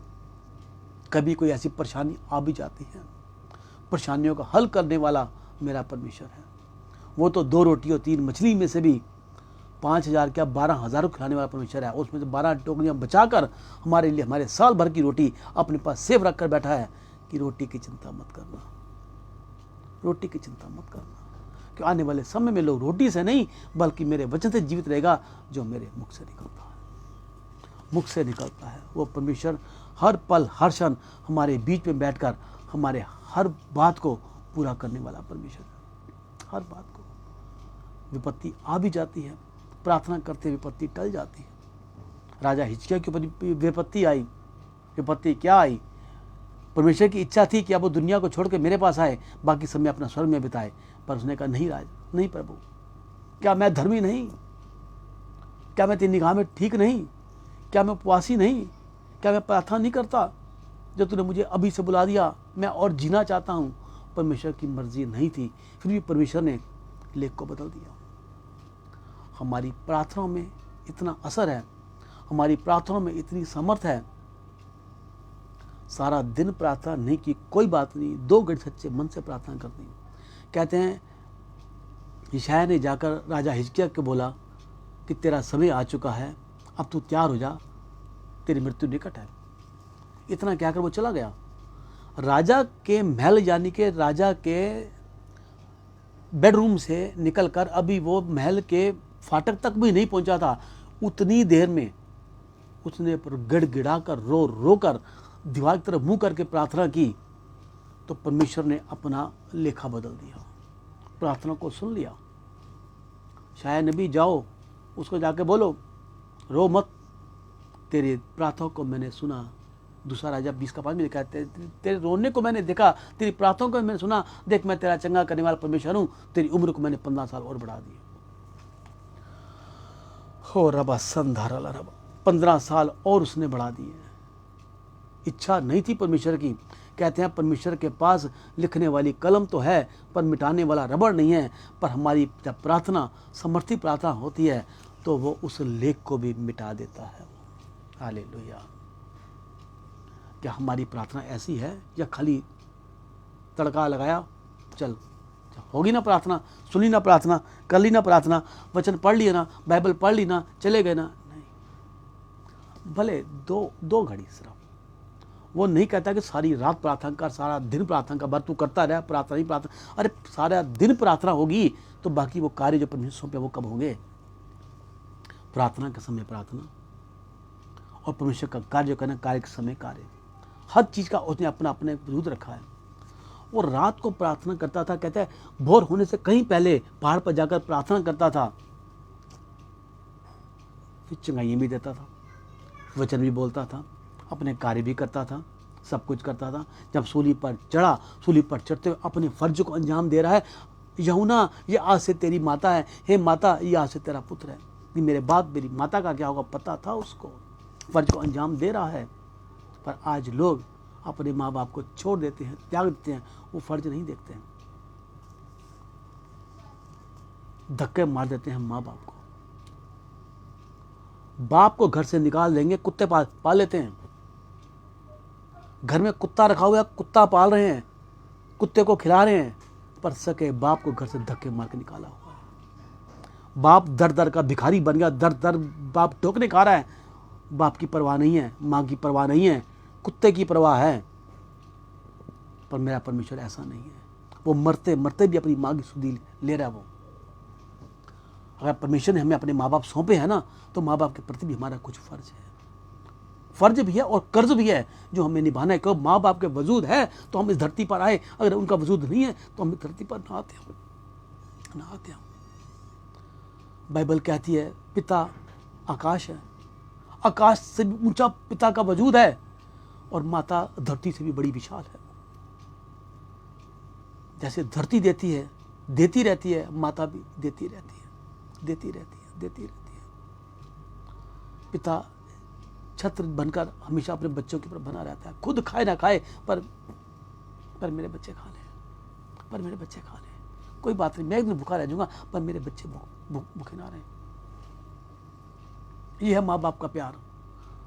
पर आज कौन है जो अपने माँ बाप के प्यार को इतना निभा रहा है? बाप बीमार पड़ गया, सब कुछ बिस्तर पे हो रहा है, ये गंध हम नहीं पाल सकते, निकालो इसे घर से बाहर। क्या यीशु ने ऐसा सिखाया? वो खुद मरते मरते माँ को सौंप रहा है, एक दूसरे को देख ले, माँ आज से तेरा ये पुत्र है, और यूहन्ना कहता है आज से ये तेरी माता है।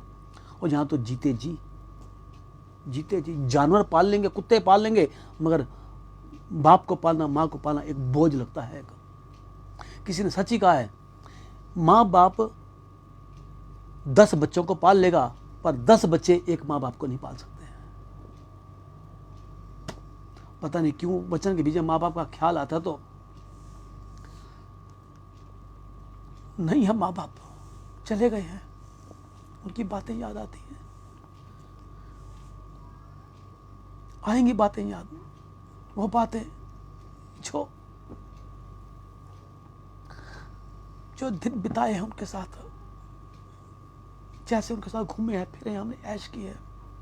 सचमुच ऐश माँ बाप के सिर पर ही होती है, बाकी तो जीवन यूं ही बीतता है अपने फर्ज पूरे करते करते। माँ बाप के दम पर ही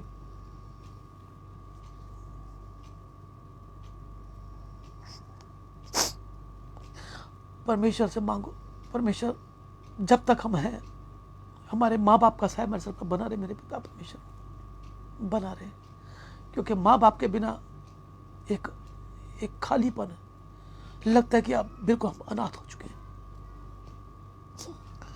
सचमुच वो जगह कभी भरी नहीं जाएगी, कभी नहीं भरी जाएगी। चाहे माँ बाप कैसे भी हैं, आखिर वो वजूद है हमारा, वो हमारे शिरोमणि है, हमारे उनकी सेवा करना हमारा फर्ज है, हमारा उनका एक कर्ज है हमारे ऊपर बहुत बड़ा कि उनके द्वारा हमें धरती पर आए। अगर वो ना होते तो हमारा वजूद क्या था। वो माँ बाप पिता परमेश्वर की छाप है हमारे लिए। अगर हम माँ बाप की इज्जत नहीं कर सकते तो पिता की इज्जत नहीं कर सकते। जो है जिन्हें हम देख रहे हैं हम उनका मान सम्मान नहीं करते, तो जिसे हमने देखा नहीं तो उसका क्या मान सम्मान करेंगे, हम उसका नहीं कर सकते। बस खाली शब्द सिर्फ शब्द होंगे और कुछ नहीं होगा। फिर जितनी प्रार्थना कर लो परमेश्वर सुनेगा भी नहीं सुनेगा। वो परमेश्वर कहता तेरे विलाप को मैंने देखा है, तेरे आंसू को मैंने देखा है, देख मैंने तेरे विलाप को नृत्य में बदल डाला है, तेरे विलाप को नृत्य में बदल डाला है। हमारा रोना भी हमारे माँ बाप नहीं अपना देख पाते थे, हमारी एक आंसू पर वो अपनी जान लुटाते थे। वो कि मेरे बच्चे के आंख में आंसू कैसे आए। जब हमारे माँ बाप हमारी आंखों में आंसू नहीं दे सकते तो क्या वो मेरा पिता वो आंखों में आंसू देख पाएगा? कभी नहीं देख पाएगा, कभी नहीं देख पाएगा। वो प्रार्थना में विश्वास से मांगने पर सचमुच अगर विश्वास है तो पिता बार बार क्या कहता है, मत डर। विशेषाय 41:10 में कहा है मत डर क्योंकि मैं तेरे संग हूँ, इधर उधर मत ताक क्योंकि मैं तेरा परमेश्वर हूँ। मैं तुझे दृढ़ करूंगा, अपने तेरी सहायता करूंगा, बल्कि दाहिने हाथ से तुझे संभाले रहूंगा। दूध पिलाने वाली माँ छोड़ देगी पर मैं न छोड़ूंगा, न कभी त्यागूंगा। बतेरी ऐसी माँ है जिन्होंने छोड़ दिया, पर हम कहेंगे हमारे माँ बाप ने हमें जब तक रहे हैं सीने से लगा कर रखा है, हमें सीने से लगा, हमें किसी बात की कमी कर, खुद वो घटी में रह गए पर हमें मेरे डैडी की मृत्यु के समय बहुत दुख में थे, तकलीफ में थे। एक्सीडेंट उनका हो गया था। मृत्यु से सिर्फ 5 मिनट पहले जब उनके सामने खड़ा, मेरी आंखों में आंसू थे, बस डैडी जाने वाले हैं, उन्होंने मुझे क्या बोला, बेटे रो मत, मैं ठीक हूँ। मैं मृत्यु शैया पर पड़े पड़े मुझे कहते रो मत, मैं ठीक हूँ। इतने दुख में, इतने तकलीफ में थे वो। उनकी नाक हड्डी टूट गई थी, एक आंख उनकी भस्म हो गई थी, कितने दांत उनके टूट गए थे, मुंह खून से भरा हुआ था और दिमाग की नस फट चुकी थी। उसे मुझे देखकर उन्होंने कहा बेटे रो मत, मैं ठीक हूं। मैं ऐसा प्यार कौन देगा, कौन देगा ऐसा प्यार। वो पिता भी कहता है मैं जगत के अंत तक मैं तेरा साथ दूंगा, मैं तेरे आगे आगे चलूंगा, ऊंची ऊंची पहाड़ियों को मैं समतल मैदान बना डालूंगा, मैं लोहे के किवाड़ों को तेरे लिए तोड़ डालूंगा, मैं सरदूतों को तेरे लिए आज्ञा दूंगा कि तेरे तमाम टेढ़े रास्ते सीधे होते जाए। कब करेगा, कब करेगा? जब हम अपने माता पिता का आदर करेंगे वो तब करेगा। जब माता पिता को माता पिता की तरह मानेंगे वो तब करेगा। वो ये नहीं कि अपना समय निकल गया, अब उनका बुढ़ापा आ गया, अब वो लाचार हो गए, अब वो कमाने के लायक नहीं रहे तो अब उनको धक्के मार घर से बाहर निकाल दो। नहीं, कहाँ रहेगा हमारा वजूद? क्या वो पिता खुश होगा कि इस लड़के ने अपने माँ बाप को घर से बाहर निकाल दिया? कुत्ते पालने के लिए पैसे हैं, बाप की दवाई के लिए पैसे नहीं हैं, क्या वो खुश होगा? वो कुत्ते की पोटियां साफ कर रहे हैं पर बाप का डायपर बदलने के लिए उनके पास समय नहीं है उनके पास। हम कहते हैं खुदा माफ कर उन्हें भी, सद्बुद्धि दे मेरे पिता पर ऐसे लड़कों को, ऐसी औलाद को जो अपने माँ बाप को ऐसी हालत में छोड़ देते हैं। पर मेरा पिता न छोड़ूंगा न कभी त्यागूंगा, बल्कि जगत के अंत तक मैं तेरा साथ दूंगा। जगत के अंत तक साथ देने वाला मेरा परमेश्वर आज भी हमारे बीच में कहता है अंत तक नहीं अनंत काल तक मैं तेरा साथ दूंगा। Hallelujah, hallelujah, hallelujah. वो श्रेष्ठ है, श्रेष्ठ था, श्रेष्ठ रहेगा। वही वो श्रेष्ठता हमारे अंदर वो देना चाहता है। वो आज श्रेष्ठ बनना चाहते हैं अपने लिए, परमेश्वर के लिए, परमेश्वर के कार्यों के लिए। तो आइए प्रभु से दुआ करते हैं। Hallelujah, hallelujah, hallelujah. अपने स्वरों को झुकाकर आंखों को बंद करके मेरे साथ एक मन होकर प्रार्थना कीजिए। आज यीशु मसीह को पुकारे, आज दिल से पुकारे, दिल से पुकारे। परमेश्वर मेरे चरित्र, मेरे उद्देश्य, मेरी जिंदगी को बदल दे मेरे पिता परमेश्वर। यीशु ने जैसे अंधे से पूछा था, मैं तेरे लिए क्या करूं, आज वो आपसे पूछ रहा है, आपसे पूछ रहा है। वो शोक को आनंद में बदलने वाला परमेश्वर है। वो मृत्यु को जिंदगी में बदलने वाला परमेश्वर है। वो परेशानियों को खुशहाली में बदलने वाला परमेश्वर है। वो विलाप को आनंद में बदलने वाला परमेश्वर है। वो बीमारियों को चंगाई में बदलने वाला परमेश्वर है। पुकारे, पुकारे, पुकारे उसे, पुकारे उसे। आज सब कुछ भूलकर उसे पुकारे। वे कह रहा है केवल केवल केवल मैं ही हूँ, केवल मैं ही हूँ, बदलने वाला मैं ही हूँ, असंभव को संभव करने वाला मैं हूँ। पूरे विश्वास से उसे पुकारे, पूरे विश्वास से उसे पुकारे। आज वो परमेश्वर हमारे बीच में है, पुकार को सुन रहा है। वो कहता है मुझे पुकार, मैं तेरी सुनूंगा, मैं तुझे चंगा करूंगा, मैं तेरे हालातों को बदल दूंगा, तेरी मुर्दा पृष्ठ में मैं जान डाल दूंगा। इधर उधर मत दाग, मत डर, मैं तेरे संग हूँ। देख मैं जगत के अंत तक मैं तेरे साथ हूँ। पिता दया कर, दया कर मेरे पिता परमेश्वर, दया कर। हम जानते हैं तू हालातों को बदलने वाला परमेश्वर है। हम जानते हैं तू सब कुछ करने वाला परमेश्वर है। प्रभु आज तमाम लोगों के हालातों को बदल दे मेरे पिता परमेश्वर। बेकार की बातें जीवन से दूर हो जाए मेरे पिता परमेश्वर। प्रभु आप दया करें, तेरा वजूद आज हमारी बीच में कायम हो जाए मेरे पिता परमेश्वर। सत्य को जाने, सत्य हम सबको आज़ाद करे मेरे पिता परमेश्वर। प्रभु तू पिता है, हम तेरी संतान है मेरे पिता परमेश्वर। तू दिखता नहीं पर सारे का तू करता है मेरे पिता परमेश्वर। पर जो माता पिता हमारे पास है, जो दिखते हैं मेरे पिता परमेश्वर, हम उनकी दिल जो जान से सेवा करने पाए मेरे पिता परमेश्वर। जिनके हैं वो करने पाए प्रभु, जिनके नहीं है वो उनकी आत्मा के लिए शांति करें मांगे मेरे पिता परमेश्वर। हमारे माता पिता इस समय जहाँ भी है मेरे पिता परमेश्वर, प्रभु उन्हें शांति देना, उन्हें शांति देना मेरे पिता परमेश्वर। उन पर दया करना, दया करना मेरे पिता परमेश्वर। क्योंकि तूने वादा किया है कि जो तू विश्वास करे तो तू और तेरा घराना दोनों उद्धार पाएंगे। प्रभु जो घराने हमारे बीत चुके हैं प्रभु, वो भी हमारे विश्वास से उद्धार पाए मेरे पिता परमेश्वर। हम विश्वास करते हैं जो हमारे घराने आने वाले हैं हमारे विश्वास से उद्धार पा चुके हैं, पर प्रभु जो बीत चुके हैं पिता परमेश्वर वो उद्धार पाए मेरे पिता परमेश्वर। प्रभु दया करे, दया करे मेरे पिता परमेश्वर, दया करे। हमारी प्रार्थना को सुने और कबूल करे मेरे पिता परमेश्वर। सारा आदर सारी महिमा आपको देता हूँ। पिता पुत्र पवित्र आत्मा के नाम से हर एक को आशीष कल्याण और बरकत बोलता हूँ और आपके बेटे यीशु मसीह के समर्थी नाम से दुआ को मांगता हूँ। पिता सुनिए और कबूल करें। आमीन, आमीन, आमीन। हालेलुया। प्रभु आपको आशीष दें। आइए आखिरी दुआ एक साथ करेंगे। ऐ हमारे पिता, आप जो स्वर्ग में हैं, आपका नाम पाक माना जाए, आपका राज्य है, जैसे आपकी इच्छा स्वर्ग में पूरी होती है वैसे ही इस ज़मीन पर हो। हमें रोज़ की रोटी हमें दे। जिस प्रकार हम अपने गुनाहगारों को माफ़ करते हैं, आप भी हमारे गुनाहों को माफ़ करें। हमें किसी परीक्षा में न लें बल्कि बुराई से बचाएं, क्योंकि राज्य, पराक्रम और महिमा सदा से आप ही का है। आमीन, आमीन, आमीन। स्वर्गवासी सभी लेंगे दोनों स्वर्ग की तरफ करके।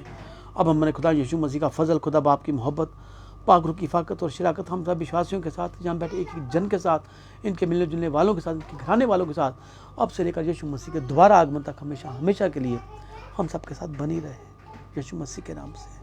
आमीन, आमीन, आमीन। हालेलुया। प्रभु आपको आशीष दे। कल शाम 5 बजे प्रभु की दासी सुमन के साथ फिर आपसे भेंट होगी। तब तक के लिए आज्ञा चाहते हैं यीशु मसीह के नाम से।